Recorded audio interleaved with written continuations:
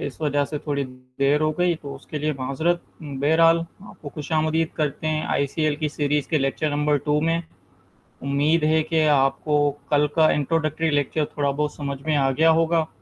कल जो है, अगर मैं रिकैप कर दूं, तो हमने आईसीएल के इंट्रोडक्शन में उसकी डेफिनेशन देखी थी, उसकी इम्पोर्टेंस के बारे में जाना, उसकी तारीख थोड़ी बहुत पढ़ी, उसके नेचर और कोर प्रिंसिपल्स को हमने मुतारफ़ करवाया। सो अगर उसके रिलेटेड कोई भी क्यूरी है तो आप चैट में रख सकते हैं, या माइक्रोफोन भी ऑन कर सकते हैं। No worries about that. So without further ado I will be starting the presentation by sharing my screen now. ठीक है जी।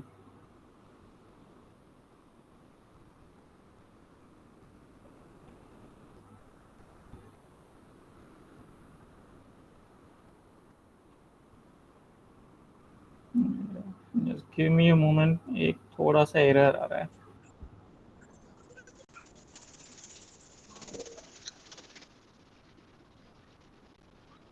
सो आज का जो सेकंड लेक्चर होगा वो डील करेगा इंटरनेशनल क्राइम से। तो कल तो हमने मेन फंडामेंटल प्रिंसिपल्स को पढ़ लिया था और एक फाउंडेशन ले डाउन कर ली थी उसको पढ़ाने से, एक्चुअल जो कोर है उसको पढ़ने से पहले। तो आज जो है इंटरनेशनल क्रिमिनल लॉ की हम सोल को पढ़ेंगे, उसकी जिस्ट को पढ़ेंगे, क्योंकि जो सब्जेक्ट मैटर है इस पूरे लॉ का वो क्राइम्स के ऊपर ही है। अब इंटरनेशनल क्रिमिनल लॉ में जो क्राइम्स हैं वो बहुत सारे हैं। जैसे डोमेस्टिक लॉ में क्राइम्स होते हैं, वैसे ही हर किस्म के क्राइम्स अगर इंटरनेशनल स्टेज पे कमिट किए जा रहे हैं तो वो भी इंटरनेशनल क्राइम्स ही कहलाते हैं। बट इंटरनेशनल क्रिमिनल लॉ का फोकस रहा है कि हमेशा उन क्राइम्स पे एम्फेसिस प्लेस की जाए जो कि मोस्ट सीरियस हो इंटरनेशनल कम्युनिटी के लिए। ठीक है। तो आज का जो लेक्चर होगा उसमें अपना फोकस हम इसी पे रखेंगे, कोर इंटरनेशनल क्राइम्स में। अब ये हमने कहाँ से लाए core international crimes? Specifically for the purpose of this lecture हमने उठाया है article 5 I believe of the Rome statute. Rome statute अगर आपको याद ना हो या पता ना हो क्या है रोम स्टेट्यूट, वो एक ट्रीटी है मल्टीलेटरल, जिसके तहत इंटरनेशनल क्रिमिनल कोर्ट को फाउंड किया गया था। इसके अंदर ढेर सारे इंटरनेशनल क्रिमिनल लॉ के प्रिंसिपल्स मौजूद हैं, और इंटरनेशनल क्रिमिनल लॉ का प्राइमरी सोर्स भी काफ़ी हद तक इसे माना जाता है। सो रोम स्टेट्यूट, जिसे आईसीसी स्टेट्यूट भी कहते हैं, उसके आर्टिकल 5 को अगर हम देखें तो उसमें 4 क्राइम्स का जिक्र किया गया है जिनके ऊपर आईसीसी को जुरिस्डिक्शन है। तो वो कौन कौन से हैं? First we have the genocide, then there is the crime against humanity, war crimes भी इसी में आते हैं, और क्राइम ऑफ अग्रेशन जो कि मोस्ट रिसेंटली ऐड किया गया है इस लिस्ट में, वो भी शामिल हो जाता है। सो वन बाय वन इन सारे क्राइम्स को हम स्टडी करेंगे, इनको डील करेंगे। First we have genocide. So let's start off with this.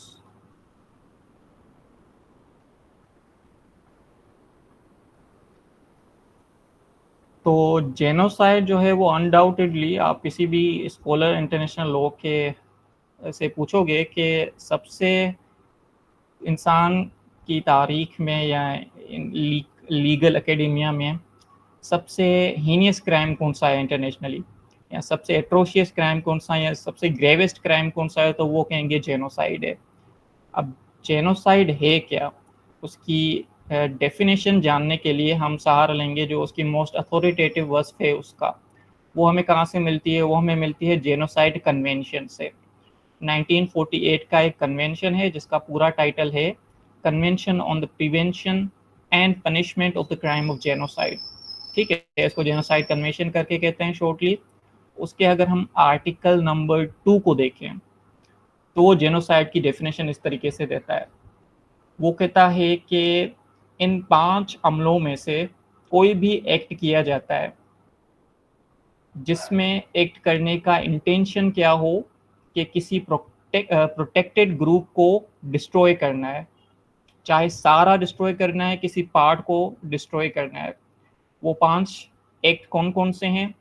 Firstly, किसी प्रोटेक्टेड ग्रुप के मेंबर्स को मारना, वन बाय वन करके सबको मारना। याद रहे कि इन तमाम एक्ट्स के लिए कमिट करते वक्त इंटेंशन क्या होना चाहिए कमिट करने वाले का, क्रिमिनल का, कि इसको डिस्ट्रॉय करना है एक ग्रुप को मैंने। ठीक है, तो फर्स्टली उस ग्रुप के मेंबर्स को मार देना।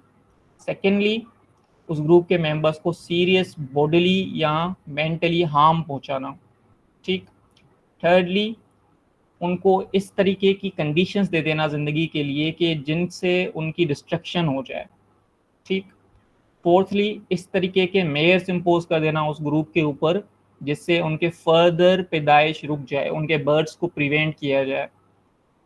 फाइनली, अगर चिल्ड्रन को फोर्सबली ट्रांसफ़र किया जा रहा है, उनकी पॉपुलेशन से अलहदा किया जा रहा है। अब याद रहे कि इन 5 एक्ट्स का एक साथ होना ज़रूरी नहीं है, एक से ज़्यादा भी एक सिचुएशन में हो सकते हैं, बट इन पाँचों में से कोई भी एक एक्ट किया जा रहा है किसी पॉपुलेशन के खिलाफ, किसी प्रोटेक्टेड ग्रुप के खिलाफ, जिसमें उसको कमिट करने वाले का इंटेंशन ये है कि मुझे उस ग्रुप को होली या पार्टली डिस्ट्रॉय करना है, तो उसको हम लीगली जेनोसाइड कहते हैं।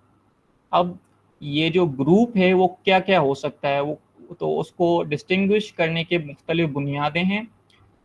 नेशनल लाइन्स पे ग्रुप हो सकता है, वो एथनिकली कोई ग्रुप हो सकता है, किसी रेस के खिलाफ जेनोसाइड कमिट किया जा सकता है, या रिलीजियस ग्राउंड्स के ऊपर भी जेनोसाइड कमिट किया जा सकता है। तो ये जो जेनोसाइड कन्वेंशन के आर्टिकल 2 में डेफिनेशन दी हुई है जेनोसाइड की, इसी को इनकॉर्पोरेट करते हुए, इसी को अफर्म करते हुए जब रोम स्टैट्यूट 1998 में आया, तो उसने यही कहा कि जी हाँ, ये जो 5 एलिमेंट्स हैं जेनोसाइड के, इसी को हम कहते हैं जेनोसाइड, अगर वो किसी प्रोटेक्टेड ग्रुप को डिस्ट्रॉय करने के लिए इंटेंट से लिया गया हो अमल। ठीक है, चाहे होली या पार्टली। अब रोम स्टैट्यूट की स्पेसिफिक इंटेंट की रिक्वायरमेंट भी आ जाती है इसमें। वैसे तो रोम स्टैट्यूट ने वही डेफिनेशन उठाई जेनोसाइड कन्वेंशन वाली, बट उसमें जो मेंसरिया है क्राइम का, जो मेंटल एलिमेंट है, उसमें एक एडिशनल रिक्वायरमेंट क्या प्लेस कर दी कि जेनोसाइड कमिट करते वक्त उस बंदे का सिर्फ और सिर्फ स्पेसिफिकली और प्राइमरी इंटेंशन यही होना चाहिए कि ग्रुप को मुझे डिस्ट्रॉय करना है। तो अब इंटेंशन से बात यही उभरती है कि फिर जेनोसाइड के एलिमेंट्स क्या हुए। अगर आप क्रिमिनल लॉ के बारे में थोड़ा सा भी जानते हैं तो आपको पता है कि किसी भी क्राइम को साबित करने के लिए we need 2 elements, right, broadly speaking. पहले एक्टस रियस चाहिए होता है साबित करना। एक्टस रियस वो फिजिकल एलिमेंट्स, वो फिजिकल एक्ट्स जो कमिट किए जा रहे हैं एक परपिटेटर की तरफ से। और सेकंड एलिमेंट ब्रॉडली ये होता है मेंस रिया का, मेंटल एलिमेंट जिसे कहते हैं कि जो क्रिमिनल है उसके माइंड के अंदर वो रिक्वायरमेंट पूरी हो रही है क्राइम को कमिट करने के लिए। तो ये ब्रॉड रिक्वायरमेंट्स होती हैं किसी भी क्राइम के लिए। और जेनोसाइड की अगर हम बात करें तो उसका जो एक्टस रियस है, एक्टस रियस, वो जो 5 एक्ट्स दिए गए हैं जेनोसाइड कन्वेंशन और रोम स्टैट्यूट के अंदर, वही होते हैं कि आप किलिंग कर रहे हो, आप सीरियस हार्म दे रहे हो, डिस्ट्रक्टिव लिविंग कंडीशंस को आप नाफिज कर रहे हो, बर्थ्स को प्रिवेंट कर रहे हो, या बच्चों का फोर्सबल ट्रांसफर कर रहे हो। इन पांचों में से कोई भी आपने एक्ट कर दिया तो फिर एक्टस रियस सेटिस्फाई हो जाएगा। अब हर एक इस अमल, इन पांचों में से हर एक अमल के लिए अलग से हमारे पास सब एलिमेंट्स मौजूद हैं, रिक्वायरमेंट्स मौजूद हैं। वो आपको कहाँ से मिलेंगी? वो आपको मुख्तलिफ सोर्सेज से मिलेंगी। आप जो है रोम इंस्टीट्यूट के साथ एक अलग डॉक्यूमेंट आता है जिसको कहते हैं एलिमेंट्स ऑफ क्राइम, वहाँ पे आपको ये एलिमेंट्स मिल सकते हैं। आपको कोर्ट्स, इंटरनेशनल कोर्ट्स की जो जूरिस्प्रूडेंस है उसके डिसीजंस हैं वहाँ से आपको मिल सकती है। और thirdly, just give me a moment, बाहर कुछ डिस्टर्बेंस आ रही है।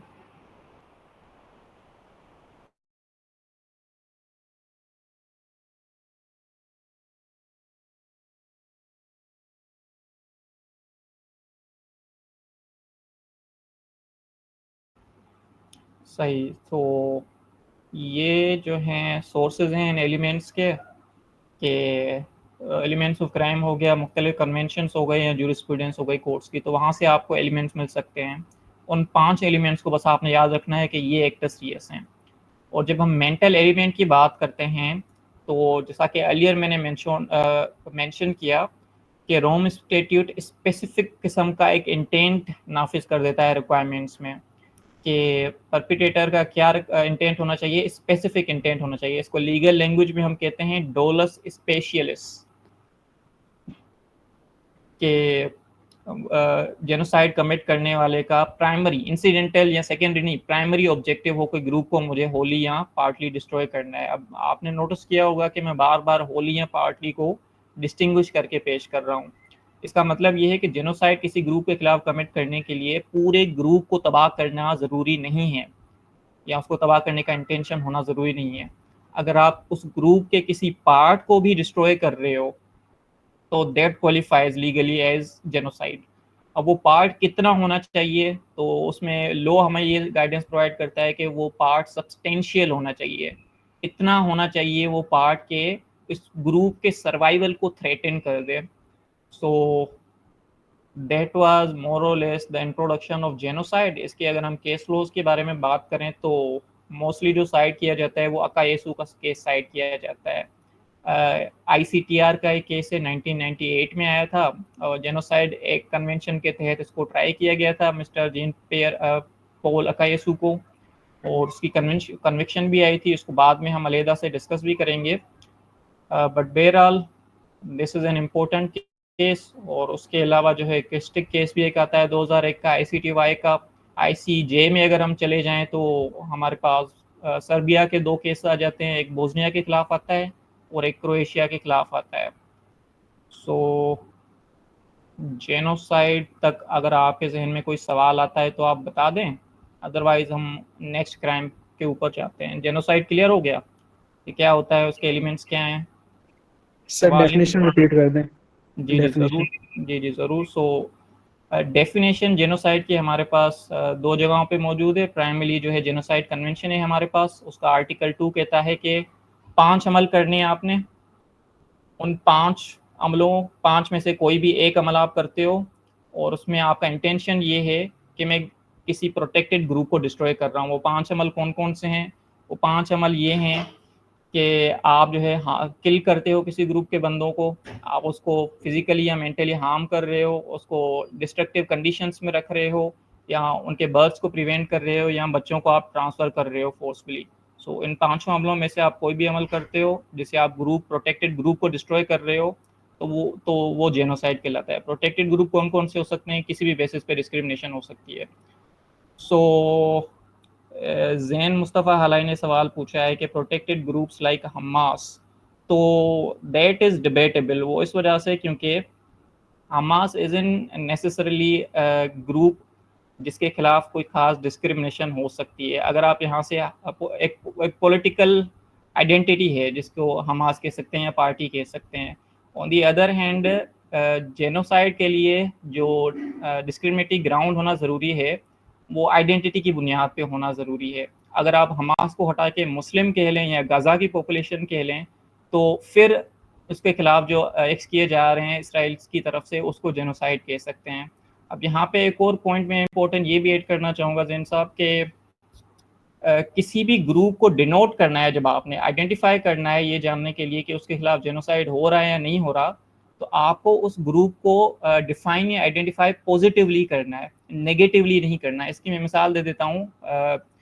उसकी मिसाल इस तरीके से होगी कि आप उसमें ऑफेंड नहीं होइएगा, क्योंकि ये सिर्फ एक मिसाल है। फॉर एग्जांपल अगर आज या कल पाकिस्तान का जो स्टेट है वो किसी भी माइनर ग्रुप के खिलाफ, फॉर एग्जांपल क्रिश्चियंस के लिए, क्रिश्चियंस के खिलाफ एक डिस्ट्रक्टिव पॉलिसी नाफिज कर देता है जिसमें उसको मारना हलाल कर देता है, तो उसको हम किस तरीके से डिनोट करेंगे ग्रुप को कि the state of Pakistan is committing genocide against Christians. हम ऐसे नहीं कहेंगे कि committing genocide against non Muslims. तो नॉन करके जैसे मैंने पुकारा that is a negative connotation, आप पॉजिटिवली ग्रुप को डिफाइन करते हो। So hopefully that clears your query. Awais Rehman पूछते हैं कि sir what about Jammu Kashmir?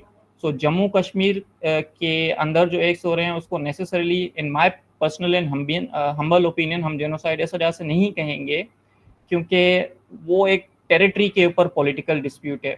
Jammu and Kashmir के अंदर जो पॉपुलेशंस हैं उनको डिस्ट्रॉय करने की इंटेंशन नहीं है प्राइमरीली।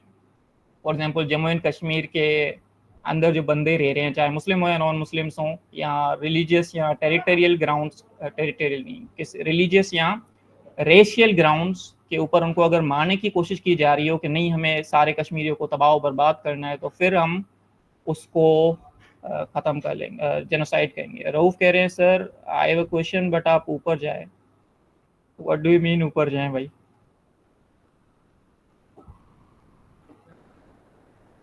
तो I'll wait a couple of seconds before proceeding towards the next crime. Assuming कि जेनोसाइड आपको समझ में आ गया, चेट्स में ऊपर जाए। अच्छा अच्छा, ओके ओके, मिल गया भाई।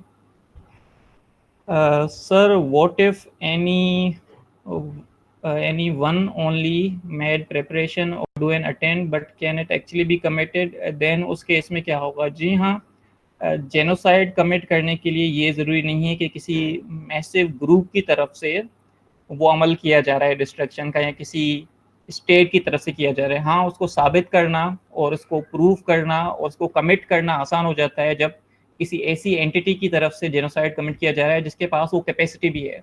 फॉर एग्जाम्पल, अब एक बंदा या 10-12 बंदों के पास इतनी ज़्यादा कैपेसिटी नहीं होती कि वो किसी एंटायर ग्रुप को डिस्ट्रॉय कर सके। इस वजह से आज तक मेरे नज़दीक ऐसा कोई केस नहीं है जिसमें कोई मिनिमल अमाउंट ऑफ बंदे हों जो कि जेनोसाइड कमिट कर रहे हों। सो होपफुली अब जेनोसाइड थोड़ा बहुत क्लियर हो गया होगा। We will move on towards the next time.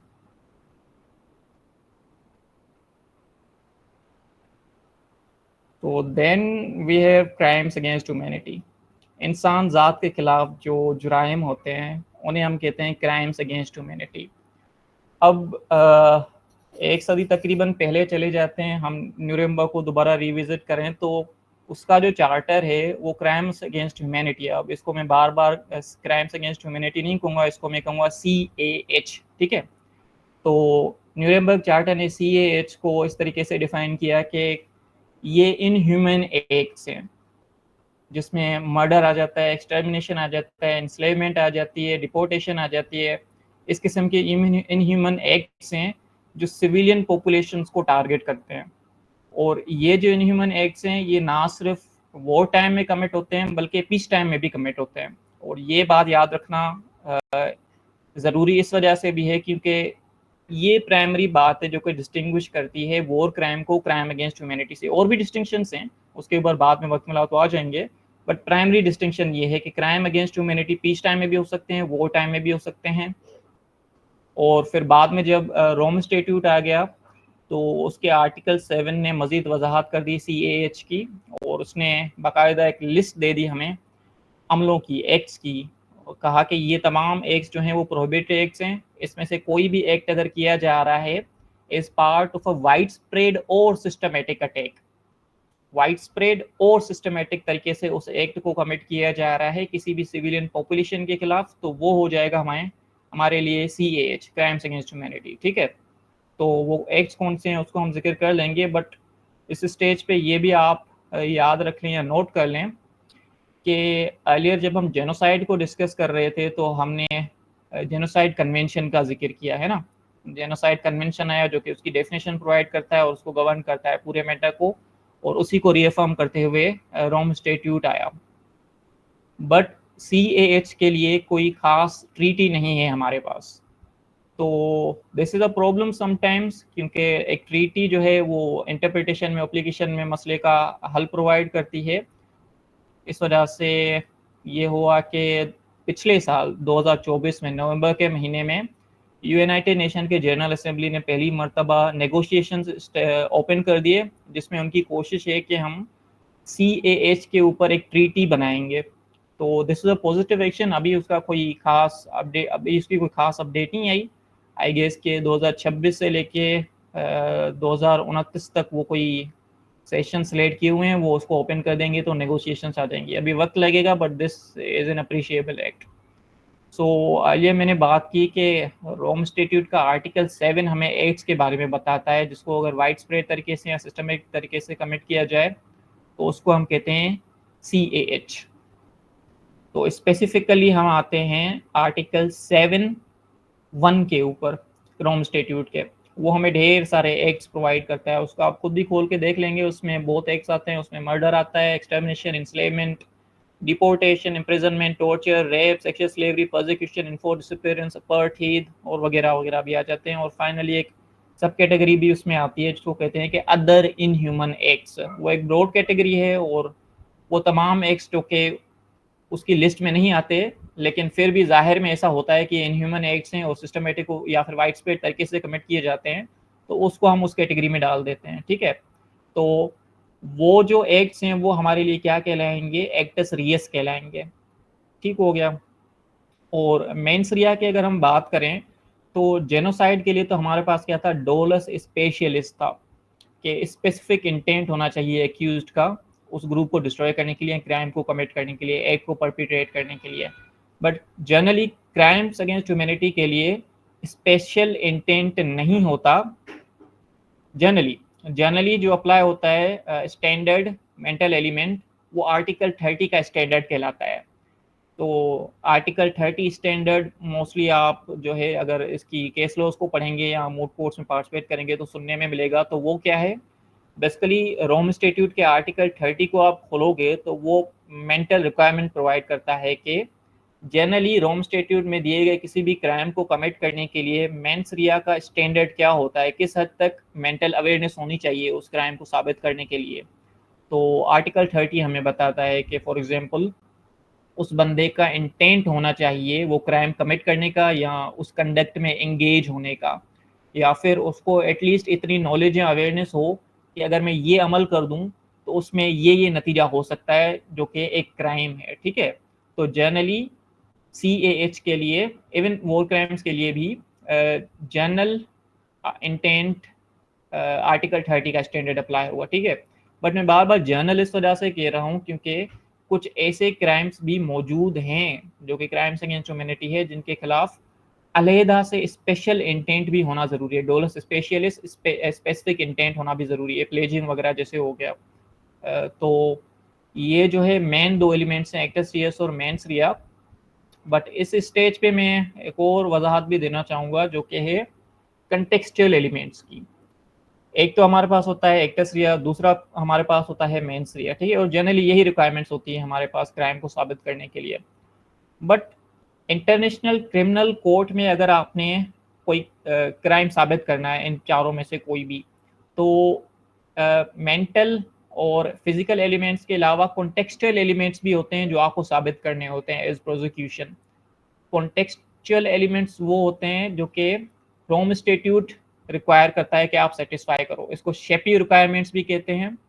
और क्राइम अगेंस्ट ह्यूमैनिटी के लिए जो कॉन्टेक्सचुअल रिक्वायरमेंट हैं उसमें से फर्स्ट रिक्वायरमेंट ये है कि जो एक्ट कमिट किया गया हो, जो लिस्ट में दी गई है आर्टिकल 7(1) में, वो या तो वाइड स्प्रेड हो या तो सिस्टमेटिक हो। ठीक है। उसकी डेफिनेशन से ही जाहिर हो रहा है कि वाइड स्प्रेड या सिस्टमेटिक होना जरूरी है। दोनों नहीं, कोई भी एक हुआ तो काम चल जाएगा, प्रोसिक्यूशन के लिए साबित हो जाएगा क्राइम। वाइड स्प्रेड से क्या मुराद है, वाइड स्प्रेड से मतलब ये है कि क्राइम या तो ज्योग्राफिकली काफी ब्रॉडन एरिया में कमिट किया गया हो। सिटी भी मेरे ख्याल से कुछ केसेस में कहा गया है कि इनफ है, कंट्री भी हो सकता है, बट सिटी तक अगर क्राइम हो रहा है तो वो क्राइम अगेंस्ट ह्यूमैनिटी कहला सकता है वाइड स्प्रेड की तरफ से। या ज्यादा कोई बड़ा ज्योग्राफिकल एरिया नहीं हो लेकिन बहुत ही ज्यादा पॉपुलेशन के खिलाफ वो कमिट किया जा रहा है एक्ट, तो उसे भी हम कहेंगे कि this is a wide spread act. तो एग्जैक्टली नंबर क्या होना चाहिए, क्वाटा क्या होना चाहिए ज्योग्राफिकल एरिया का, कितने स्क्वायर किलोमीटर होने चाहिए, विक्टिम्स कितने होने चाहिए पॉपुलेशन वाइज, 1000, 2000, 10,000, तो वो नहीं दिया हुआ। जो जूरिस्प्रूडेंस है कोर्ट्स की, आईसीसी की या मुख्तलिफ केस लॉज की, वो ये कहती है कि ये केस टू केस वेरी करता है और नंबर से ज़्यादा इंटेंसिटी पे फोकस होना चाहिए। तो वाइड स्प्रेड के अलावा अगर जो एक्ट है वो वाइड स्प्रेड नहीं है मगर वो सिस्टमेटिक तरीके से कमिट किया जा रहा है। सिस्टमेटिक यानी वो ऑर्गेनाइज्ड हो, वो इस तरीके से कमिट किया जा रहा हो कि कोई पैटर्न नजर आ रहा हो कि यार ये रैंडम और आइसोलेटेड एक्ट्स नहीं हो रहे, ये जो एक्ट्स हो रहे हैं बाकायदा किसी पैटर्न, किसी पॉलिसी के तहत किसी स्टेट या ऑर्गेनाइजेशन की तरफ से कमिट किया जा रहा है, तो फिर उसको हम कहेंगे कि this is a systematic act. तो वाइड स्प्रेड या सिस्टमेटिक होना एक कंटेक्सचुअल, एक शेपी रिक्वायरमेंट है और ये एलिमेंट भी साबित करना ज़रूरी होता है। उसके अलावा जो है कॉन्टेक्सचुअल एलिमेंट ये भी आता है कि जो बंदा कमिट कर रहा है ये एक्ट्स, उसको नॉलेज होनी चाहिए कि मैं जो भी अमल कर रहा हूँ ये एक ब्रॉडर सेटिंग है, एक ब्रॉडर अमल हो रहा है, एक ब्रॉडर अटैक हो रहा है सिविलियन पॉपुलेशन के खिलाफ, मैं उसमें कंट्रीब्यूट कर रहा हूँ। तो ये इल्म होना भी एक मेंस रिया का एडिशनल एलिमेंट है जो कि रोम स्टेट्यूट इटसेल्फ प्लेस करता है। सो ये था एक ब्रीफ इंट्रोडक्शन इसका क्राइम अगेंस्ट ह्यूमैनिटी का। इसके केस लॉ में मेनली मिलान मार्चिक का ट्रायल साइड किया जाता है 2014 का, ICTY का एक केस है, उस बंदे को कन्विक्शन भी आई थी मुख्तलिफ CAH के लिए, मर्डर, टॉर्चर, डिपोर्टेशन वगैरह के लिए। और इस स्टेज पे अगर आपको क्राइम अगेंस्ट ह्यूमैनिटी के लिए कोई कंफ्यूजन है तो आप पूछ लें, नहीं तो हम नेक्स्ट मूव ऑन करेंगे। क्राइम अगेंस्ट ह्यूमैनिटी क्लियर है तो बता दें, कोई क्यूरीज हैं तो वो भी आप लिख सकते हो, या ऑन कर सकते हो अपना माइक आप।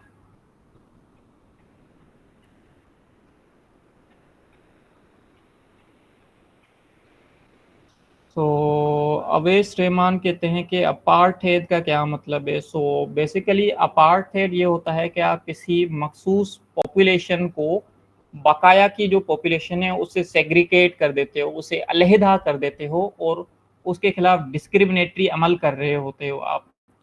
सो उसके लिए जो मोस्ट एग्जाम्पल साइट किया जाता है कॉमनली, वो साउथ अफ्रीका का केस साइट किया जाता है। साउथ अफ्रीका में अपार्थेड कायम हुई थी, जिसमें मखसूस ग्रुप को अलहदा कर दिया गया था। फिर नेल्सन मंडेला का पूरा एक मूवमेंट चला था।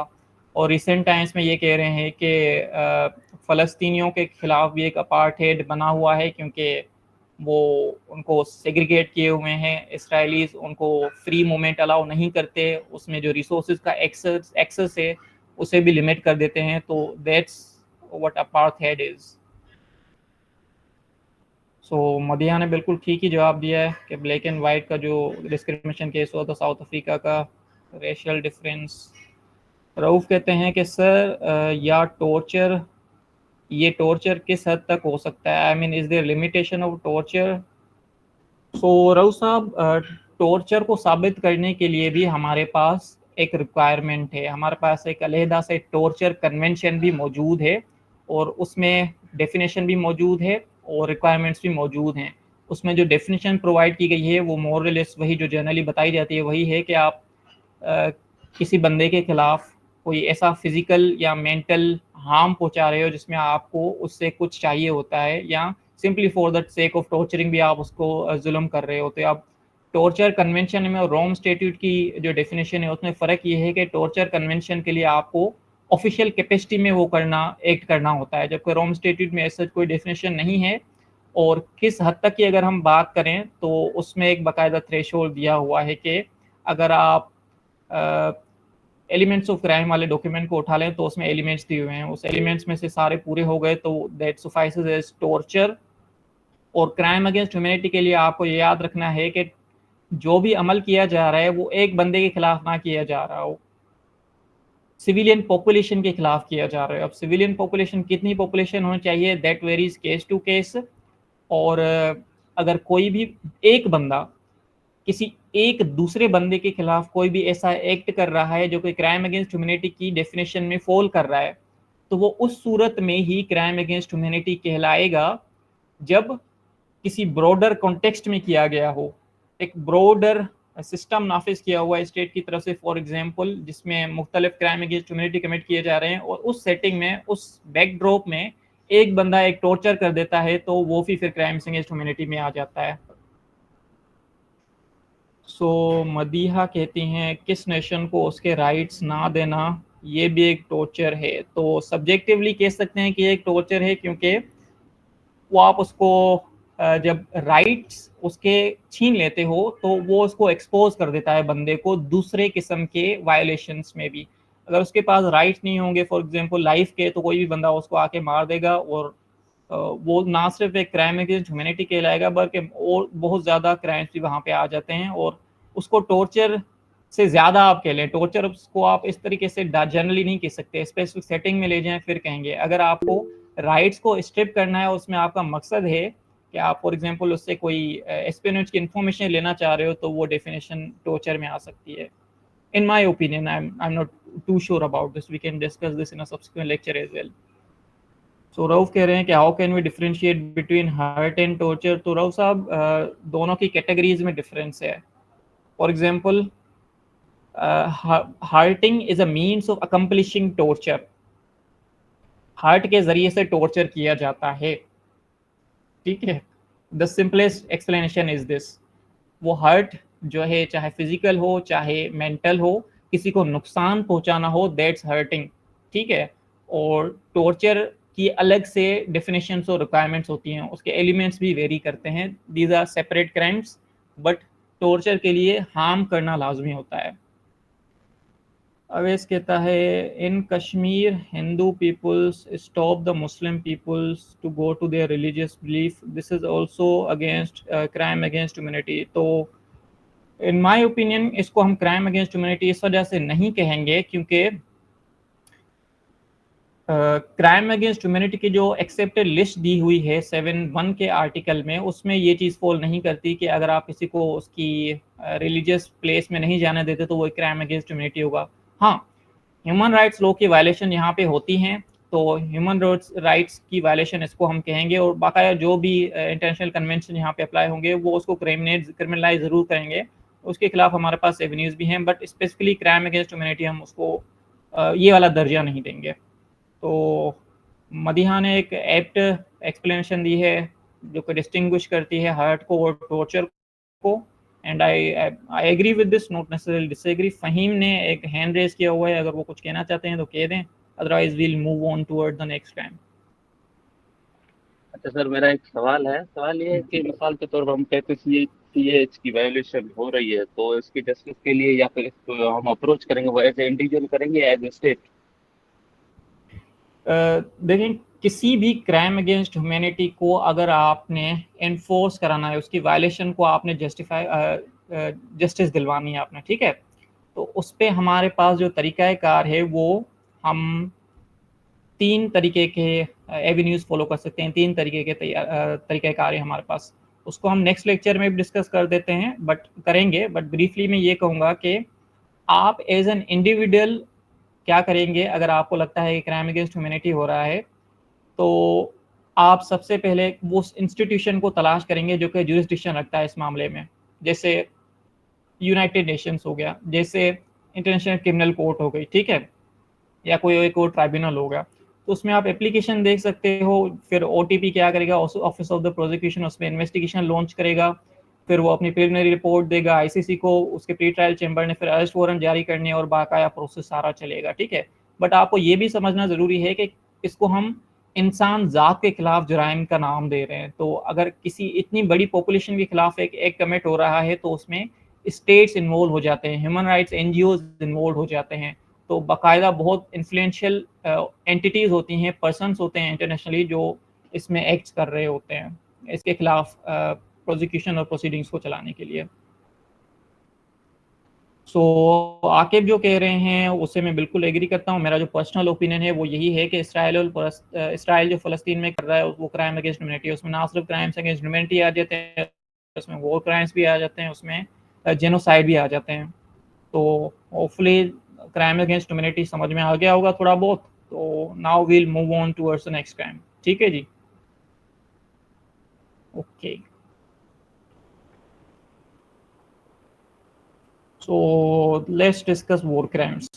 आप लोगों ने IHL के ऊपर लेक्चर सीरीज की हुई है ऑलरेडी, ठीक है, तो इस वजह से ये आपके लिए समझाना इतना मुश्किल नहीं हो, समझना इतना मुश्किल नहीं होगा, क्योंकि जो वॉर क्राइम्स हैं जैसा कि जाहिर हो रहा है लफ्ज़ से ही, वो जुराइम जो कि जंग के दौरान किए गए हों, ठीक है।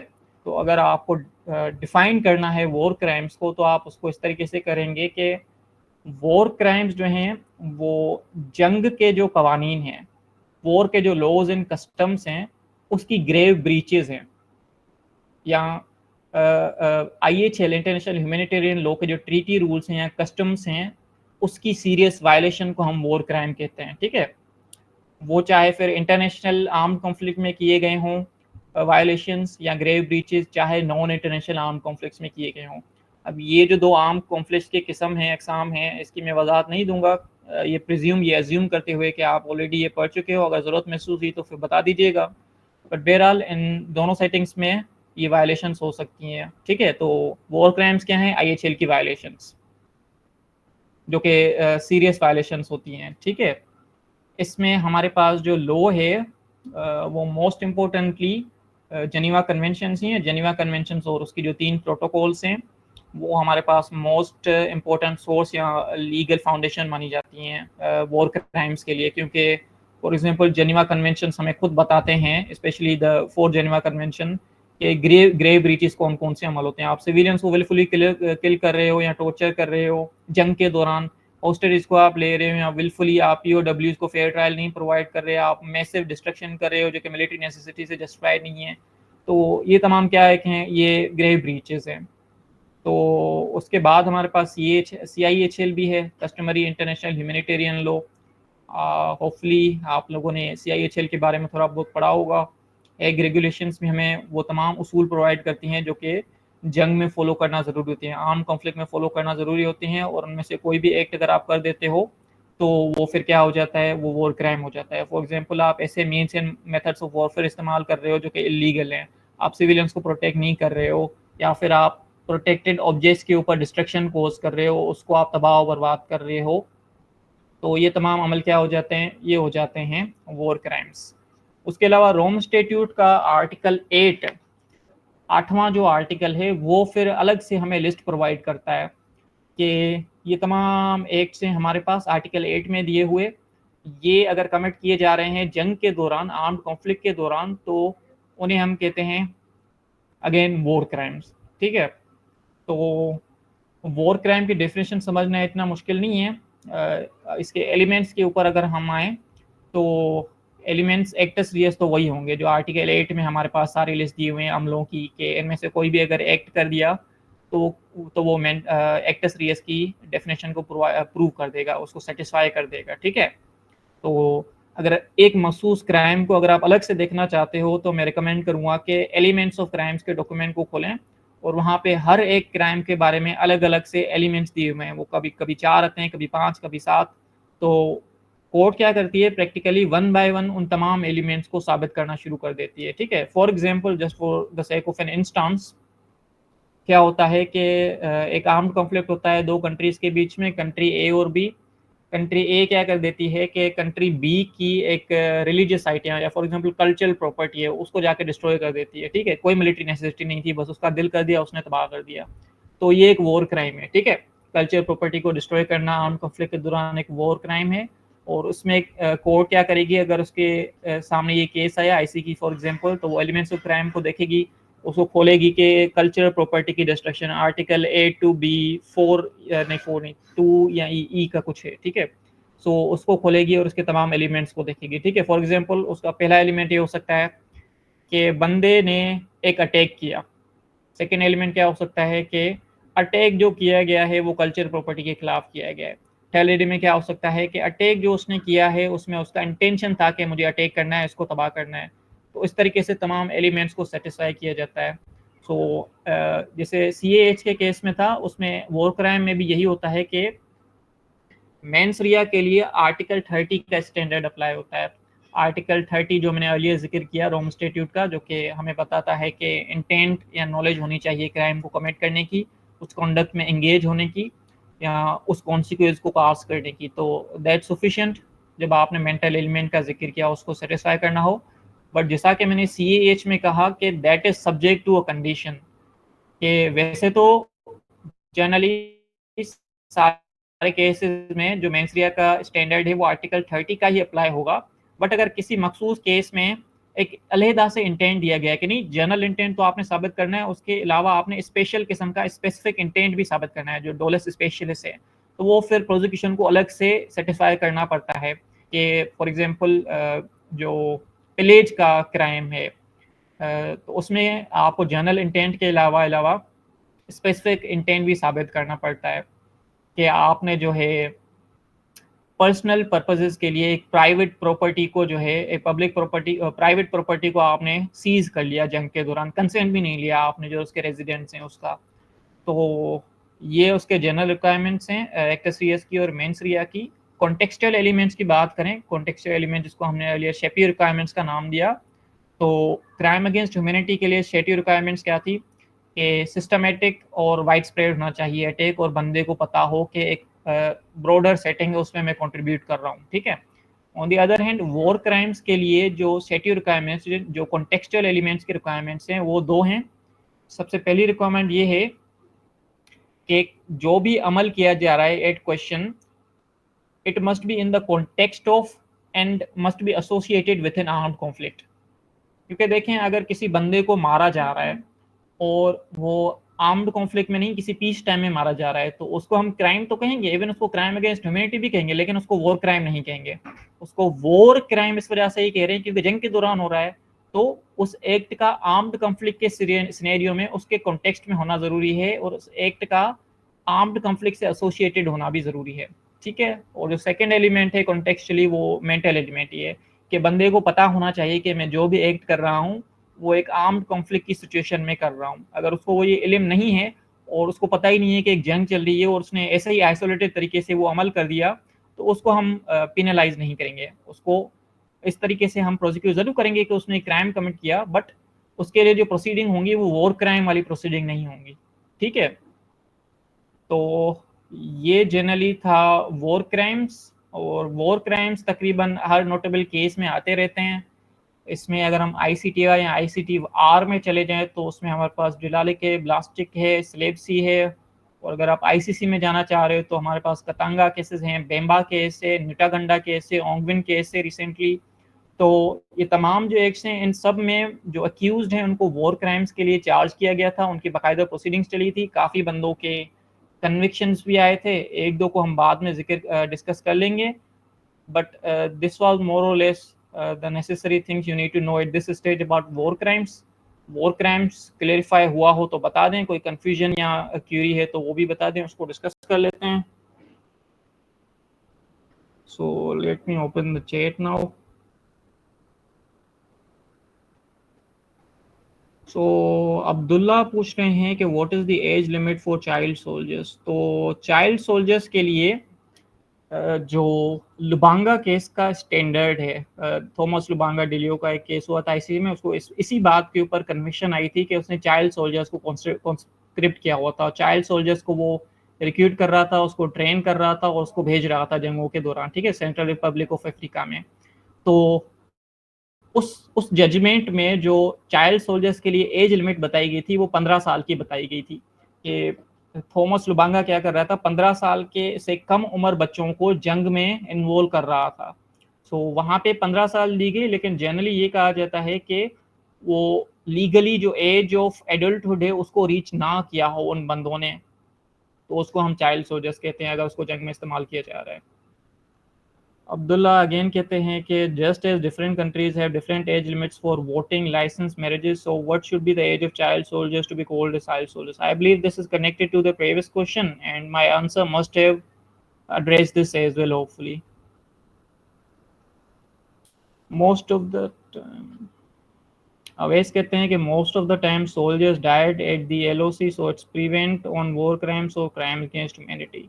मैं सवाल नहीं समझा, बट अगर आप ये कहना चाह रहे हो कि LOC में जो एक्टिविटीज़ होती हैं उसको हम वॉर क्राइम्स कहेंगे या नहीं कहेंगे, तो this is subject to debate. वो इस वजह से क्योंकि LOC में जो स्कर्मिशेस हो रही होती हैं वो आर्म फोर्सेस के दरमियान यूजुअली होती हैं। ठीक है।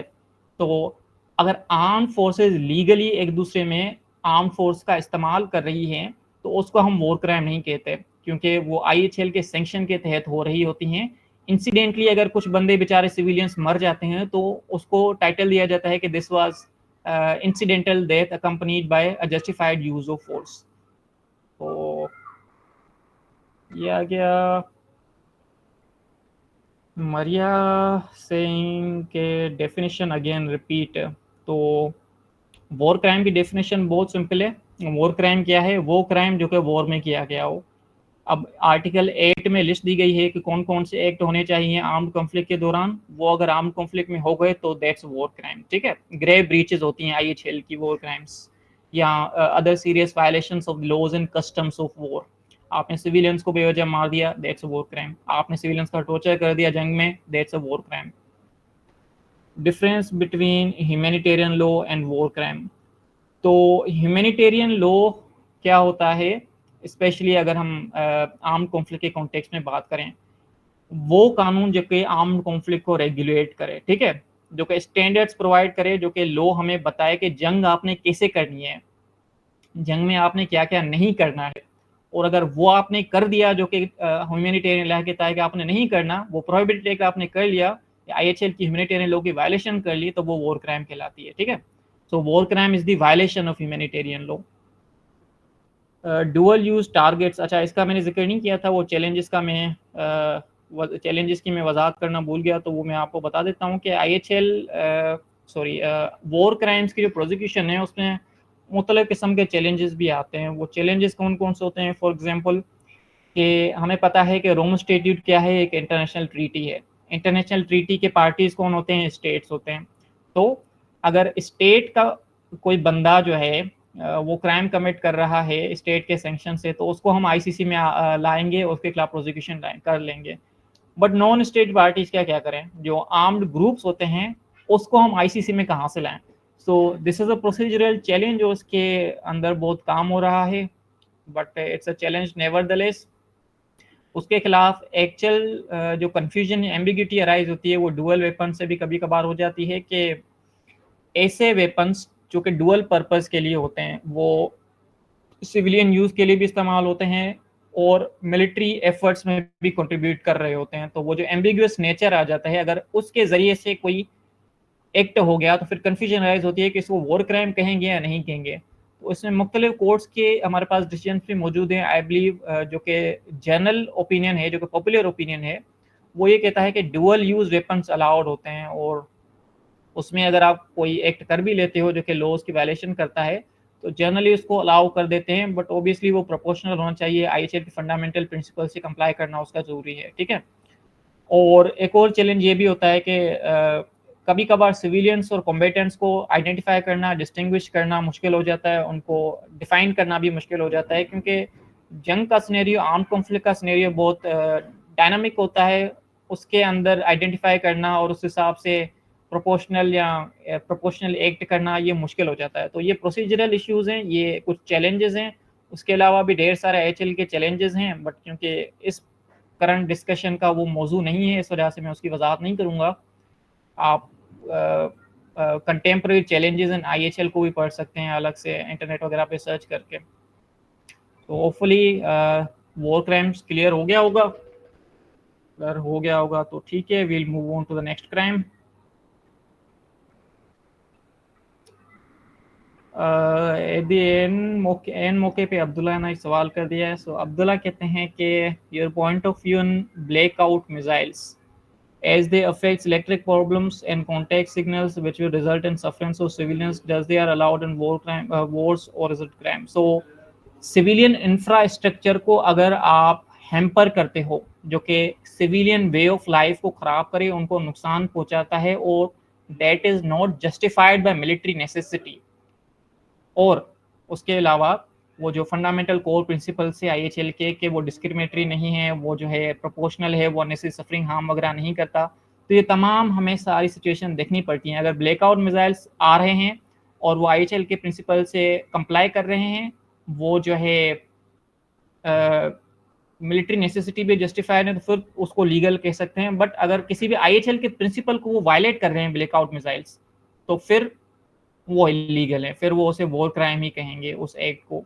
But this is my own understanding of this. अगर स्पेसिफिक लीगल इंट्रिकेसीज में जाएं कि ब्लैकआउट मिसाइल्स का क्या स्टेटस है, उसको कौन सा लॉ गवर्न करता है और किस किस्म की टेरिटरीज में वो इस्तेमाल हुए हैं, मुख्तलिफ लीगल सोर्सेज का उसके बारे में क्या ओपिनियन है, क्योंकि this is not my area of expertise at this stage. तो इस वजह से मैं फाइनल जो डिटर्मिनेशन है उससे खुद को परहेज करना पसंद करूंगा, ठीक है। बट जनरली यही बात आपको समझनी होगी कि चाहे ब्लैकआउट मिसाइल्स हों या कोई और मीन्स ऑफ वॉरफेयर हों, तो उसका IHL से कंप्लाई होना ज़रूरी है। अगर IHL से उसकी कंप्लायंस नहीं है, या फिर किसी भी ऐसी एक्ट के पर्सेंट्स में वो कमिट किया जा रहा है जो कि आर्टिकल 8 रोम स्टैट्यूट के वायलेशन में है, तो उसको हम वॉर क्राइम ही कहेंगे। तो अब हम बढ़ेंगे अपने फाइनल क्राइम के ऊपर, वो है क्राइम ऑफ अग्रेशन। सो अगर कल वाला लेक्चर आपने कुछ ज़्यादा ही ध्यान से सुना हो या उसकी स्लाइड्स पे आपने ज़्यादा गौर किया हो, तो जब हम न्यूरेमबर्ग प्रिंसिपल्स का जिक्र कर रहे थे तो हमने उसके प्रिंसिपल नंबर 6 में देखा था कि न्यूरेमबर्ग चार्टर में 3 तकरीबन क्राइम्स थे जिसकी प्रोसीडिंग्स चली थी, ठीक है। उसमें से क्राइम्स अगेंस्ट ह्यूमैनिटी भी थे, वॉर क्राइम भी थे, और एक और भी था, वो क्या था? Crimes against peace. तो क्राइम अगेंस्ट पीस न्यूरेमबर्ग के चार्टर के हिसाब से क्या करते थे कि वो कंडेम करते थे कि आपने अग्रेशन की कोई जंग वेज नहीं करनी है, अग्रेशन किसी और स्टेट के खिलाफ प्लान नहीं करना आपने, ठीक है। इवन ट्राइब्यूनल ने तो ये भी कहा था कि अगर आप अग्रेसिव वॉर को शुरू करते हो, इनिशिएट करते हो, तो this is the supreme international crime. तो वहाँ से फिर एक कॉन्सेप्ट शुरू हुआ कि इलीगली दूसरे ममालिक के खिलाफ अग्रेशन की जंग करना एक क्राइम है इंटरनेशनल, ठीक है। फिर बाद में हमारे पास यूएन चार्टर आ जाता है 1945 में, और उसने बिल्कुल फुल फ्लेज तरीके से प्रोहिबिट कर दिया आर्म्ड फोर्स को कि आप किसी और स्टेट के खिलाफ ऐसी जंग इनिशिएट नहीं कर सकते, ऐसा आर्म्ड फोर्स का इस्तेमाल नहीं कर सकते जो कि जस्टिफाइबल ना हो। जस्टिफाइबल कैसे ना हो, फॉर एग्जांपल अगर आप सेल्फ डिफेंस में वो कर रहे हो तो फिर तो ठीक है, मगर आप ऐसे ही कर रहे हो, आपका दिल कर रहा है, कोई और पर्पज़ है आपका, तो फिर वो गलत हो जाएगा, ठीक है। उसमें फिर कुछ साल गुजर जाते हैं, 1974 आ जाता है, और जो यूनाइटेड नेशन की जनरल असेंबली है वो एक रेजोल्यूशन पास करती है। उस रेजोल्यूशन का टाइटल है रेजोल्यूशन नंबर 3314। तो आप ये याद रखें कि रेजोल्यूशन जो होती हैं वो नॉन बाइंडिंग होती हैं, उनकी कोई खास लीगल अथॉरिटी नहीं होती, उसको आप इन्फोर्स नहीं करा सकते, बट इंटरप्रिटेशन के लिए, गाइडेंस के लिए काफ़ी इंपॉर्टेंस रखती हैं। फॉर एग्जांपल ये जो यूनाइटेड नेशन की जनरल असेंबली की रेजोल्यूशन है 3314 ऑफ 1974, उसने लिस्ट बताई है, एक डेफिनेशन दी कि ये अमल अगर आप कर देते हो तो वो क्राइम ऑफ अग्रेशन कहलाते हैं। फॉर एग्जांपल अगर आप इलीगली इन्वेड कर देते हो किसी कंट्री को, उसकी बम्बार्डमेंट कर देते हो बमों से, उसको ऑक्यूपाई कर देते हो या प्रोक्सी वारफेयर कर रहे हो, तो वो क्या कहलाते हैं, वो अग्रेशन के क्राइम्स कहलाते हैं, ठीक है। तो फिर बहुत सारे और साल गुजर जाते हैं, रोम स्टेट्यूट आ जाता है 1998 में, 2002 में एनफोर्समेंट में भी आ जाता है। तो इनिशियली रोम स्टेट्यूट के अंदर जो क्राइम्स प्रोसिक्यूट किए जा रहे थे उसमें 3 ही क्राइम थे, उसमें क्राइम ऑफ अग्रेशन नहीं था। हुआ यूं कि बहुत साल गुजरने के बाद 2010 आता है। 2010 में मुख्तलिफ अमेंडमेंट्स लाई गई थी रोम स्टेट्यूट के अंदर, और इस अमेंडमेंट्स को नाम दिया जाता है कंपाला अमेंडमेंट्स। सो कंपाला अमेंडमेंट्स में आर्टिकल 8 जो है वॉर क्राइम वाला, उसके बाद एक एडिशनल आर्टिकल इंट्रोड्यूस किया गया, इम्प्लीमेंट किया गया, उसको कहते हैं आर्टिकल 8 बिस। तो आर्टिकल 8 बिस क्राइम्स ऑफ अग्रेशन से डील करता है। वो उसको कैसे डिफाइन करता है क्राइम्स ऑफ अग्रेशन को, उसके 3 किस्म के एलिमेंट्स देता है। वो कहता है कि कोई भी ऐसा बंदा जो कि पोजीशन ऑफ कंट्रोल में हो किसी स्टेट के अंदर, उसकी मिलिट्री या पॉलिटिक्स के अंदर, ठीक है, कोई भी ऐसा बंदा जो कि पोजीशन ऑफ कंट्रोल या अथॉरिटी रखता हो मिलिट्रीली या पॉलिटिकली, वो एक एक्ट ऑफ अग्रेशन करता है। ऐसा एक्ट ऑफ अग्रेशन जो कि ऐसे करेक्टर का हो, ऐसी ग्रेविटी का हो, ऐसी स्केल का हो, जिससे यूएन चार्टर की जाहिरी तौर पे वायलेशन हो रही है, तो उस एक्ट ऑफ अग्रेशन की प्लानिंग, प्रेपरेशन, इनिशिएशन, एग्जीक्यूशन, ये एक क्राइम ऑफ अग्रेशन कहलाती है, ठीक है। तो ये तो एक जनरल डेफिनेशन थी, इसको समझने के लिए हम इसका ब्रेक डाउन करेंगे। तो ब्रेक डाउन में हमें पता चलेगा कि इसके एक्चुअल में 3 एलिमेंट्स हैं क्राइम ऑफ अग्रेशन के, ठीक है। तो फर्स्टली एक्ट ऑफ एग्रेशन होना चाहिए। अब एक्ट ऑफ एग्रेशन क्या है, इसके लिए अगर हम यूएनजीए के रेजोल्यूशन नंबर 3314 की तरफ जाएंगे, जो कि लिस्ट प्रोवाइड करता है कि ये एक्ट अगर आपने कर दिए तो ये एक्ट ऑफ एग्रेशन है। जैसा कि मैंने अलियर जिक्र किया कि इन्वेजन कर लिया, बम्बार्डमेंट कर लिया, ऑक्यूपेशन कर ली, कोई भी एक्ट कर लिया, that's an act of aggression. Second element क्या है कि जो एक्ट ऑफ अग्रेशन किया जा रहा है वो लीडरशिप वाली पोजीशन पे कोई बंदा कर रहा है, कोई आम बंदा, कोई सोल्जर, कोई फुटमैन या कोई आम पॉलिटिशियन छोटा सा जिसके पास कोई इन्फ्लुएंस ज़्यादा है ही नहीं, तो वो एक क्राइम ऑफ अग्रेशन नहीं कर सकता क्योंकि उसके पास इतनी कैपेसिटी ही नहीं है। तो जो लीडरशिप पे पोजीशन रखता हो मिलिट्री या पॉलिटिकली, वो ही सिर्फ एक्ट ऑफ अग्रेशन कर सकता है। थर्डली, जो एक्ट ऑफ अग्रेशन कर रहा है बंदा वो ऐसा है, उसकी स्केल इतनी है, इतनी बड़ी है, या उसका करेक्टर ऐसा है, या उसकी ग्रेविटी इतनी खराब है कि जिससे यूएन चार्टर की वायलेशन हो रही हो, ठीक है। यूएन चार्टर की वायलेशन इस तरीके से हो रही है क्योंकि यूएन चार्टर स्पेसिफिकली मना करता है कि आपने दूसरे स्टेट के खिलाफ अनजस्टली यूज ऑफ फोर्स नहीं करना, आर्म फोर्स का इस्तेमाल नहीं करना, ठीक है। तो ये जो 3 एलिमेंट्स हैं ये अगर पूरे हो रहे हैं तो एक्ट ऑफ अग्रेशन हो गया। Act of aggression crime of aggression हो गया, act of aggression, leadership position, manifest violation. ठीक, तो ये 3 एलिमेंट्स हमारे पास होते हैं। अब एक्ट ऑफ एग्रेशन जो है, क्योंकि वो मोस्ट रिसेंटली ही इंट्रोड्यूस कराया गया है, इस वजह से एज सच मेरी नॉलेज में कोई फुल फ्लेज केस नहीं चला आईसीसी में या किसी और ट्रिब्यूनल में जो कि इससे डील कर रहा हो, इस आर्टिकल 8 बेस से, क्राइम ऑफ अग्रेशन से। तो इस वजह से जो हमारे पास जूरिस्प्रूडेंस है वो काफ़ी लिमिटेड है। ठीक है, तो क्राइम ऑफ अग्रेशन के ऊपर आपके पास कोई सवाल है तो वो पूछ लें, अदरवाइज वील मूव ऑन।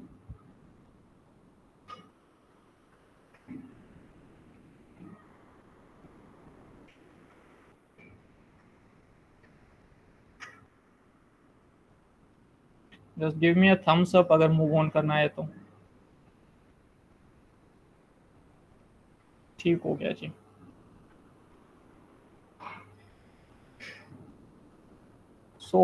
ये जो 4 क्राइम्स हमने पढ़े हैं उसको डिस्टिंग्विश करने के लिए, उसको अंडरस्टैंड करने के लिए, आपकी आसानी के लिए ये कंपेरेटिव टेबल है, उसको आप अलग से भी देख सकते हैं। जनरली इस स्टेज पे एक समरी का किरदार भी ये टेबल अदा करती है। फॉर एग्जांपल जेनोसाइड में क्या होता है कि आप किसी प्रोटेक्टेड ग्रुप को किसी भी डिस्क्रिमिनेटरी ग्राउंड में डिस्ट्रॉय करना चाह रहे होते हो। ठीक है, on the other hand crime against humanity आप सिविलियंस के खिलाफ एक सिस्टमेटिक और वाइड स्प्रेड अटैक करते हो।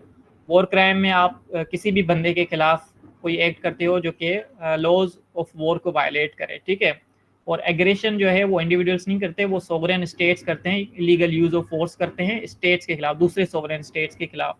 इसको यूज एड बेलम का कॉन्टेक्स्ट भी कहा जाता है। अब जेनोसाइड और क्राइम अगेंस्ट ह्यूमैनिटी के लिए वो आर्म कॉन्फ्लिक्ट का होना ज़रूरी नहीं है, पीस टाइम में भी हो सकते हैं और उसमें भी हो सकते हैं, वो आर्म कॉन्फ्लिक्ट के सिनेरियो में भी हो सकते हैं। War crime, obviously war crime कह रहे हैं तो वॉर में ही होना ज़रूरी है। अग्रेशन थोड़ा ट्रिकी इस वजह से है क्योंकि वो स्टेट्स लीड करते हैं, और आर्म्ड कॉन्फ्लिक्ट जो कि यूस एंड बेलो का सिनेरियो है उससे थोड़ा डिस्टिंग होते हैं। ये कुछ मुख्तलिफ केसेस हैं जो कि इससे डील करते हैं, इसको आप देख लें।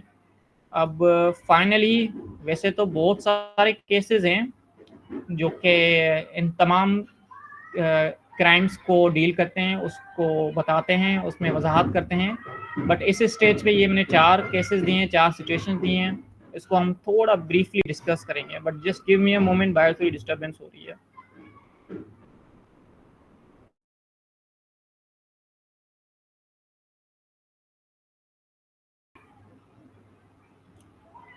तो जो मोस्टली केसेस हैं उसमें अकायेसु को मैंने इस वजह से शामिल किया क्योंकि अकायेसु का जो केस है वो लीगली बहुत इंपॉर्टेंस रखता है। जीन पॉल अकायेसु जो थे वो एक लीडर थे, एक मेयर थे किसी कम्यून के, और उन्होंने जो है एक पॉपुलेशन रवांडा के अंदर जो टुट्सी की पॉपुलेशन थी उनके खिलाफ जेनोसाइड कमिट किया। ठीक है, तो उसकी जेनोसाइड के खिलाफ के अंदर प्रोसीडिंग्स चली थी जेनोसाइड कन्वेंशन के तहत। उसको ना सिर्फ इंडाइक्ट किया गया बल्कि कन्विक्ट भी किया गया था। और इसकी मोस्ट इम्पोर्टेंस ये है कि जेनोसाइड कमिट करने के जो तरीक़ाकार हैं, जो मीन्स हैं, उसमें आईसीटीआर ने ये कहा कायसू केस में कि रेप या सेक्सुअल वायलेंस अगर आप कमिट कर रहे हो किसी ग्रुप के खिलाफ और उसमें आपका इंटेंट ये है कि उस ग्रुप को ख़त्म करना है हमने, तो वो भी क्या कहलाता है, जेनोसाइड कहलाता है। तो अकायसू को इसी बुनियाद पर कमिट किया गया था जेनोसाइड के लिए। So then we have the case of Thomas Lubanga Dyilo, जैसा कि एलियर भी मैंने मेंशन किया था कि ये एक मिलिटिया का लीडर था और उसको कन्विक्ट किस वजह से किया गया था कि वो चाइल्ड सोल्जर्स को रिक्रूट कर रहा था, उसको ट्रेन कर रहा था, और इतूरी की जगह जो कॉन्फ्लिक्ट हो रहा था उसमें बच्चों को इस्तेमाल कर रहा था। ठीक है, तो आर्टिकल 8 टू E7 की जो रिक्वायरमेंट्स हैं चाइल्ड सोल्जर्स की, उसमें उसने एलाबोरेशन दी थी इस पूरे केस में, उसकी इंटरप्रिटेशन अच्छे तरीके से की गई थी, तो उस लिहाज से ये बहुत इंपॉर्टेंस रखता है। अब लुबांगा का केस इस वजह से भी इंपॉर्टेंस रखता है क्योंकि आईसीसी ने आज तक जितने भी केसेस चलाए, कोई खास केस नहीं चलाया, 11-12 ही चलाए होंगे मेरे ख्याल से, और कन्विक्ट तो बिल्कुल कम बंदों को किया भी है तो उसको बाद में अक्विट कर देता है। बट बहरहाल लुबांगा को फर्स्ट टाइम आईसीसी ने कन्विक्ट किया था बाकायदा, और उसको बाद में कभी अक्विटल भी नहीं मिला था। तो this is importance in that as well. कभी कभार क्योंकि एक डिबेट आती है ना कि आईसीसी किसी काम का है भी या नहीं है, क्योंकि उसमें कुछ होता तो होता ही नहीं है। इतने सारे आईसीएल की वायलेशंस हो रही हैं, क्राइम्स कमिट हो रहे हैं, उसमें तो इंटरनेशनल क्रिमिनल कोर्ट कुछ ही नहीं कर रहा। ये आईसीएल को ऐसी ला है भी या नहीं, उसकी एप्लीकेबिलिटी इफेक्टिवनेस है भी या नहीं, तो उसमें आमतौर पे इस किस्म के केसेस साइड किए जाते हैं। क्योंकि आप अगर लुबांगा अकायासु या किसी और लीडर जो कि काफ़ी हेविली पोजीशन रखते थे, इवन वर्ल्ड प्रेसिडेंट्स भी हैं हमारे पास, तो उनके खिलाफ आईसीसी में ना सिर्फ प्रोसीडिंग्स चली हैं बल्कि उनको कन्विक्ट भी किया गया है, उनको इम्प्रिजन भी किया गया है, पनिश भी किया गया है।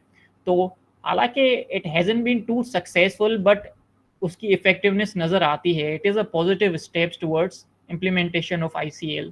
तो आहिस्ता आहिस्ता इसी तरीके से डेवलपमेंट होती है। और then we have the case of Jean Pierre Bemba case. बेम्बा जो था वो भी एक पॉलिटिशियन ही था और सेंट्रल अफ्रीकन रिपब्लिक में उससे चार्ज किया गया था कि आप वॉर क्राइम्स कर रहे हो, आप क्राइम्स अगेंस्ट ह्यूमैनिटी कर रहे हो, पॉपुलेशन के खिलाफ मर्डर कर रहे हो, रेप कर रहे हो, आप प्लेजिंग कर रहे हो। तो उसमें फिर 2016 में इसको कन्विक्शन आई थी। और ये केस इस वजह से भी इम्पोर्टेंस रखता है क्योंकि जो आईसीसी का कमांड या सुपीरियर रिस्पॉन्सिबिलिटी का नोशन है, उसमें इस कॉन्सेप्ट को अच्छे तरीके से डील किया गया था, उसको एलाबोरेट किया गया था, उसकी रिक्वायरमेंट्स दी गई थी। और प्रोबेबली इसी, क्योंकि उसको ज़्यादा इलाबोरेट कर लिया, तो प्रोबेबली इसी वजह से बाद में जब बेम्बा ने अपील की तो उसको फिर एक्विट कर दिया गया था कि नहीं भाई, एविडेंस इतना नहीं है, ये साबित नहीं कर सकते कि बेम्बा का अपनी फोर्सेस के ऊपर इतना कोई खास इफेक्टिव कंट्रोल था कि वो उसको प्रिवेंट या पनिश कर सके। इस वजह से फिर बाद में उसको एक्विट किया गया था। अब वैसे तो मैं प्रेजेंट सिचुएशन के लिए कोई और कॉन्फ्लिक्ट भी उठा सकता था, बट यूक्रेन की सिचुएशन मैंने इस वजह से मेंशन की क्योंकि मैं आपकी इल्म में ये बात लाना चाह रहा था कि रिसेंटली कुछ टाइम पहले ही 2025 की बात है, एक स्पेशल ट्रिब्यूनल फाउंड किया गया है जो कि क्राइम्स ऑफ अग्रेशन जो कि यूक्रेन सिचुएशन में हुए हैं उसको प्रोसिक्यूट करने की कोशिश कर रहा है रशियन सोल्जर्स को। तो देखते हैं अब वो कहाँ तक पहुँचता है, कितना कामयाब होता है। बट दिस वाज मोर और less a brief introduction of the core crimes of international criminal law. अब ये डिस्कशन क्वेश्चन से आप में से कोई इस वक्त कोई डिस्कशन करना चाहता है मेरे साथ इनके ऊपर या आपस में, तो वो कर सकता है, या मुझे ईमेल करना चाह रहा है तो वो ईमेल भी मुझे कर सकता है। अदरवाइज ये आपके लिए फूड फॉर थॉट है, आप खुद ही जाके सोचें इसके ऊपर। तो this would be the end of my presentation. कोई सवाल हैं जनरली तो वो पूछ लें, otherwise we'll end our session here. Fahim साहब आपको सवाल पूछना चाह रहे हैं? अच्छा सर, मुझे ये पूछना है कि मिसाल के तौर पर कोई स्टेट मिलेगी नहीं, मिसाल के तौर पर इंटरनेशनल कोर्ट है या उसमें आ जाती है किसी बंदे को सजा, मिसाल के तौर पर उसने किसी चीज़ की वायलेशन वगैरह की है, लेकिन स्टेट विलिंग नहीं है इस चीज़ की, या फिर स्टेट के लॉ के हिसाब से उसने सही किया है, तो फिर इस चीज़ में अगर कंट्राडिक्शन आ जाता है तो इस सिचुएशन में क्या होगा? जी दैट्स वैलिड क्वेश्चन। और इसमें आपको जो प्रिंसिपल समझना है, इस बात को समझने के लिए जो प्रिंसिपल में साइड करूंगा उसे कहते हैं द प्रिंसिपल ऑफ कॉम्प्लीमेंटेरिली या कॉम्प्लीमेंटेलिटी। ठीक है, इस प्रिंसिपल को हम कल और डिटेल में डिस्कस करेंगे क्योंकि कल वाला जो लेक्चर होगा वो mostly enforcement mechanism, modes of liability, superior individual responsibility ऐसे डील करेगा। और जो मैकेनिज्म है कोर्ट का, उसका स्ट्रक्चर है, उसके पार्ट्स हैं, उसको भी हम थोड़ा बहुत देख लेंगे। बट प्रिंसिपल ऑफ कॉम्प्लीमेंटेरिटी ये कहता है कि कोई भी इंटरनेशनल क्राइम अगर कमिट हो रहा है किसी भी इंडिविजुअल की तरफ से, ठीक है, वो कोई भी बंदा हो, तो सबसे पहले हम उसको ट्राई करेंगे, सबसे पहले उसकी जो प्रोसीडिंग चलेगी वो डोमेस्टिक कोर्ट्स में ही चलेगी। स्टेट की जो अपनी नेशनल कोर्ट होगी वही उसके खिलाफ प्रोसिक्यूशन करेगी, उसको ट्राई करेगी, उसको पनिश करेगी। ठीक है, फॉर एग्जाम्पल अगर वो जो क्राइम कमिट करने वाला बंदा है वो कोई इन्फ्लुएंशियल बंदा है, वो हेड ऑफ स्टेट हो गया, तो अब जो उसकी डोमेस्टिक कोर्ट होगी, नेशनल कोर्ट होगी, वो तो हेजिटेंट हो गई कि नहीं भाई इसको मैं क्यों प्रोसिक्यूट करूं, या फिर स्टेट की तरफ से वो जो एक्ट था वो जस्टिफाइड था, वो ज़रूरी था, वो लीगल था। तो फिर जाके ट्रिगर होती है जुरिस्डिक्शन या रोल इन प्ले आ जाता है आईसीसी का। तो प्रिंसिपल ऑफ कॉम्प्लीमेंट्री क्या है कि आईसीसी उसी केस में, उसी सिचुएशन में किसी एक्ट को, किसी क्राइम को देखेगी, उसके खिलाफ प्रोसीडिंग चलाएगी अगर जो डोमेस्टिक कोर्ट्स हैं, जो नेशनल कोर्ट्स हैं, वो या तो अनविलिंग हैं या तो अनेबल हैं उस क्राइम को प्रोसिक्यूट करने के लिए। So hopefully that answers your query, otherwise हम कल इसको और डिटेल में भी डिस्कस कर लेंगे। आपके कहते हैं कि sir what is the difference between armed conflicts and war crime. ये जो सवाल है आपका, ये अर्लियर एक सवाल आया था, उसी से रिलेट कर रहा है ज़्यादातर कि ह्यूमैनिटेरियन लॉ और वॉर क्राइम में क्या फ़र्क है। तो ब्रीफली मैं आपको रिकेप करा दूँ कि armed conflict use of force है मुख्तलिफ एंटिटीज़ के बीच में, और वॉर क्राइम एक ऐसी आर्म्ड कॉन्फ्लिक्ट के लॉज की वायलेशन है जो कि आर्म्ड कॉन्फ्लिक्ट में की गई हो। ठीक है, तो आईएचएल आर्म कॉन्फ्लिक्ट्स को रेगुलेट कर रहा है। आईएचएल रूल्स हैं, और उन रूल्स के वायलेशन अगर आर्म के दौरान होती है तो वो फिर वॉर क्राइम कहलाती है। ठीक है, तो बख्तावर ने एक सवाल किया है कि अनेबल विच रिगार्ड, तो I am sorry, I am unable to actually understand ये क्वेश्चन, क्योंकि ज़्यादा ही ब्रीफ लिख लिया है। बट अगर मैं सही समझाऊँ इस बात को, तो अर्लियर जब मैं प्रिंसिपल ऑफ कॉम्प्लीमेंट्री बता रहा था तो मैंने इस बात का जिक्र किया कि एक स्टेट खुद उस क्राइम को ट्राई करेगा। ठीक है, तो अगर वो नहीं करना चाहता है या वो कर ही नहीं सकता, फिर जाके इंटरनेशनल कोर्ट की जुरिस्डिक्शन ऑपरेशन में आएगी। अब ये जो अनेबल का मैंने जिक्र किया है, इसकी मैं वजाहत दे दूं तो अनेबल का मतलब ये है कि उस स्टेट के पास मीन्स ही नहीं है, उसके पास रिसोर्सेज ही नहीं है, या प्रैक्टिकली स्पीकिंग कोई ऐसी पॉलिटिकल विल ही नहीं है उसके पास प्रैक्टिकली कि जिससे उस बंदे को वो प्रोसिक्यूट कर सके। तो फिर हम कहेंगे कि that state is unable to prosecute the person, तो फिर जाके हम आईसीसी को मैटर रेफर कर देते हैं। तो अब्दुल्ला कहते हैं कि why UN security council is not working on crimes of aggression. तो जो क्राइम्स ऑफ अग्रेशन है उस पर यूएन सिक्योरिटी काउंसिल नोटिस ज़रूर लेती है। ठीक है, यूएन सिक्योरिटी काउंसिल का जो प्राइमरी रोल है वो यही है कि जो इंटरनेशनल पीस की ब्रीच हो रही है उस पर उसको कोई एक्ट करना है। ठीक है, तो वो चैप्टर 6 या chapter 7 of the UN charter के तहत उनके खिलाफ एक्ट्स ले सकती है, और ऐसे एक्ट्स भी ले सकती है जो कि इवन आर्म्ड फोर्सेस को भी वहाँ भेज सकती है कि आप अग्रेशन को रोको, ये क्राइम्स नहीं करो। बट आपको ये भी समझना है कि यूएन सिक्योरिटी काउंसिल एक पॉलिटिकल ऑर्गन है, और मोस्टली दुनिया में जो भी कन्फ्लिक्ट्स होते हैं, जो भी कंट्रीज कर रही होती हैं, उसमें से एक ना एक कंट्री को किसी ऐसी स्टेट का सपोर्ट होता है जिस स्टेट के पास वीटो पावर है यूएन सिक्योरिटी काउंसिल में। तो इस वजह से वो इफेक्टिवनेस का मसला आ जाता है। अदरवाइज उसका एक रोल है वो क्राइम्स ऑफ अग्रेशन को प्रिवेंट करने का। सही है, that's about it I guess. लंबा लेक्चर हो गया थोड़ा, बट आई होप के तमाम जो कोर क्राइम्स हैं इंटरनेशनल क्रिमिनल लॉ के वो समझ में आ गए होंगे। और अदरवाइज और भी क्यूरीज हैं तो आप कल पूछ लीजिएगा या मुझे ईमेल कर दीजिएगा। और सी यू टुमारो, कल जो होगा हमारा फाइनल लेक्चर होगा आईसीएल की सीरीज़ का, उसमें हम कोशिश करेंगे कि लाइट हार्टेड ही सही लेकिन बहुत ज़्यादा मटेरियल भी कवर कर लें, क्योंकि अभी भी ढेर सारी चीज़ें रहती हैं हमारे पास, जैसे कि आईसीसी और रोम स्टेट्यूट क्या है, उसमें क्राइम कैसे इनिशिएट करते हैं हम, उसकी जुरिस्डिक्शन कैसे ट्रिगर करते हैं, आईसीसी के कौन से चैम्बर्स हैं हमारे पास, और जो प्रोसिक्यूशन का मैकेनिज्म होता है वो भी डिस्कस कर लेंगे। Thank you, Sir Fawad, for the wonderful session. See you all in the next class. Allah Hafiz.